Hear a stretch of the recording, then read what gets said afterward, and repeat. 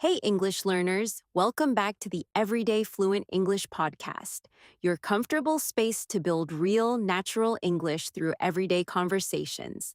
I'm Olivia Parker, And I'm Ben Turner. And and we're so happy you're here with us today.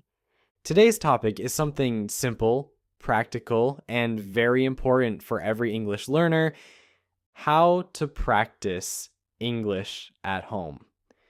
Yes, because not everyone has access to classes, native speakers, or an English speaking environment, Exactly. But here's the good news: you don't actually need all of that to improve your English. right? Your home can become one of the best places to practice if you use it the right way.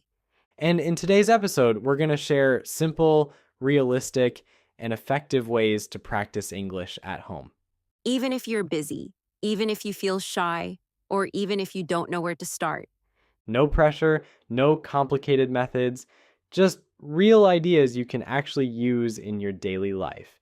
And as always, we'll keep the English clear, natural, and easy to follow. So don't worry if you don't understand every word. Just relax, listen, and let your English grow step by step. And before we begin, we'd love to hear from you. How do you usually practice English at home? You can keep your answer short or share your experience. We always enjoy reading your thoughts, All right, get comfortable.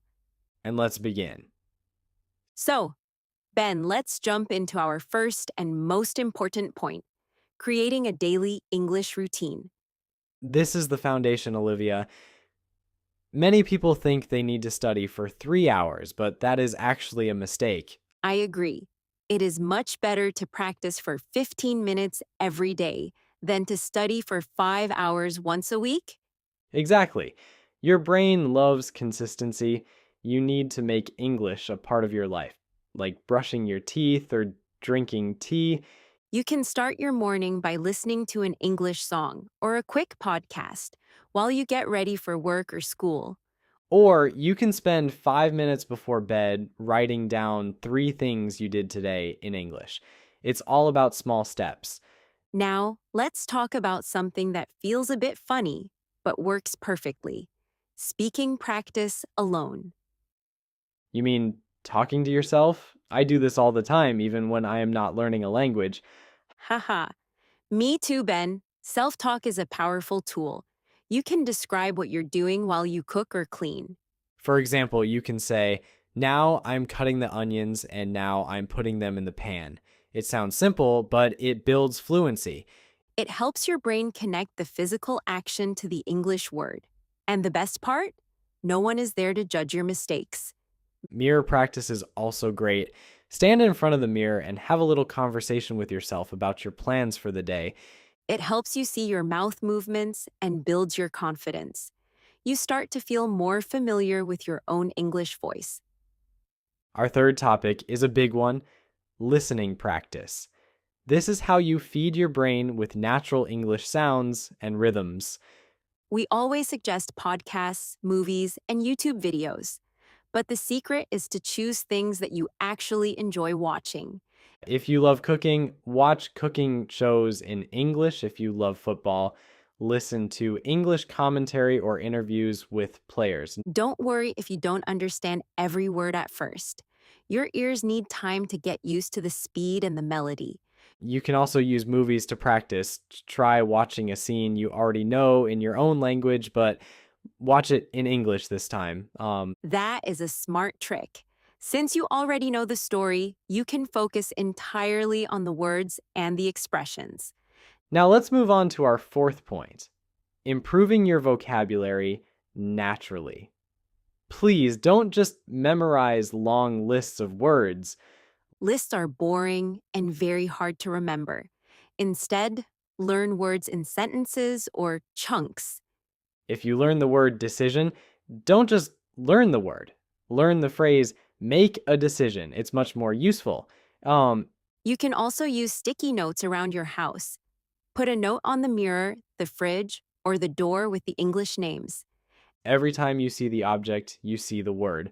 After a few days, that word will stay in your mind forever.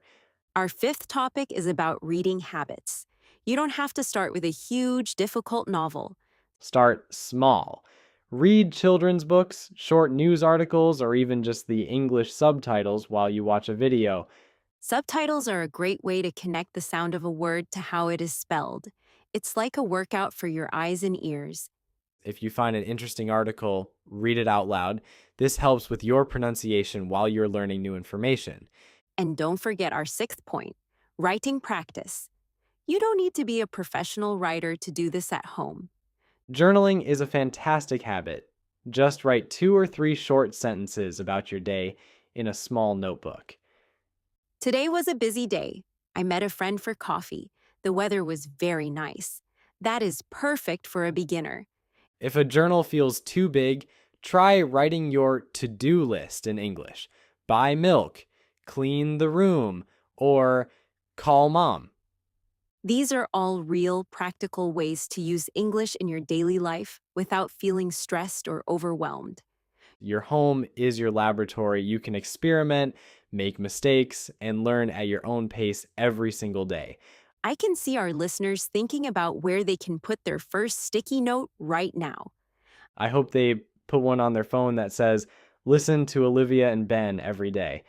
That would be a very good habit. We have covered so much today about routines, speaking, listening, and writing. Each of these steps is a piece of the puzzle. When you put them together, your English becomes stronger and more natural. We want you to feel brave. You have all the tools you need right inside your own house. No expensive classes or fancy books are required. Just your time, your curiosity, and a little bit of practice every day. That is so true, Ben.